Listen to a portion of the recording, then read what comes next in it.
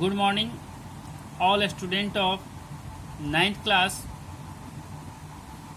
of SD Public School Rakasia. I teach you chemistry subjects and the topic is effect of heating and cooling on a saturated solution. एक saturated solution को गर्म करने पर क्या प्रभाव पड़ता है और उसे ठंडा करने पर क्या प्रभाव पड़ता है। तो हमने सैचुरेटेड सॉल्यूशन के बारे में स्टडी किया था। If a saturated solution at a particular temperature is heated to a higher temperature, then it become unsaturated. यदि किसी टेम्परेचर पर स्थित सैचुरेटेड सॉल्यूशन को एक हाई टेम्परेचर के ऊपर गर्म किया जाता है तब वो सैचुरेटेड सॉल्यूशन अनसैचुरेटेड में बदल जाता है।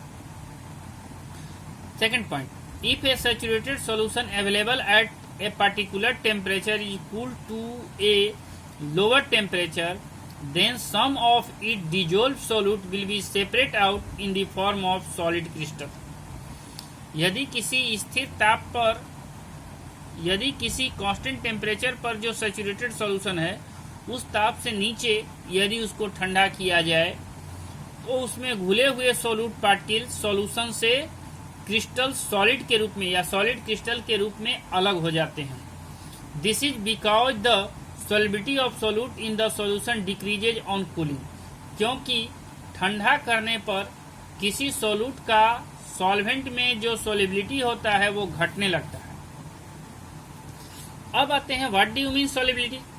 The maximum amount of a solute which can be dissolve in 100 gram of a solvent at a specific temperature is known as solubility of that solute in that solvent at constant temperature called solubility.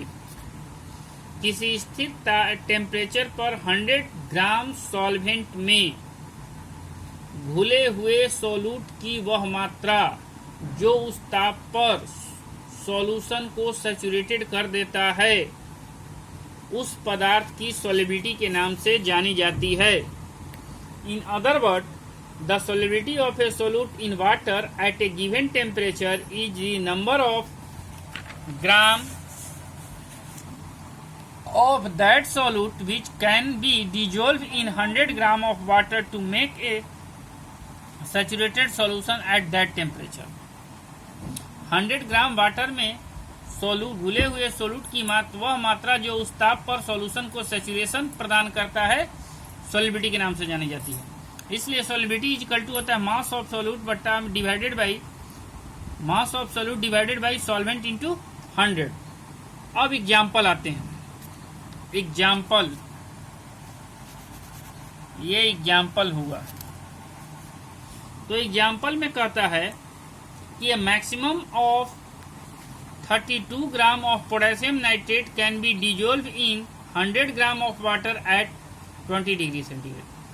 Means 20 degree centigrade पर 100 gram water में potassium nitrate का 32 ग्राम ही अधिकतम घुल सकता है। Therefore, the solubility of potassium nitrate KNO3 in the water is 32 gram at 20 degree centigrade. मतलब कि potassium nitrate की सॉलिबिलिटी 20 डिग्री सेंटीग्रेड पर वाटर में 32 ग्राम होता है। दूसरा point, A maximum of 36 gram of sodium chloride can be dissolve in 100 gram of water at 20 degree centigrade. 20 degree centigrade पर 100 gram water में सोडियम क्लोराइड की मैक्सिमम मात्रा 36 ग्राम होती है, मतलब 36 ग्राम ही डिजोल्व हो सकता है। Therefore, the solubility of sodium chloride in water is 36 gram at 20 degree centigrade.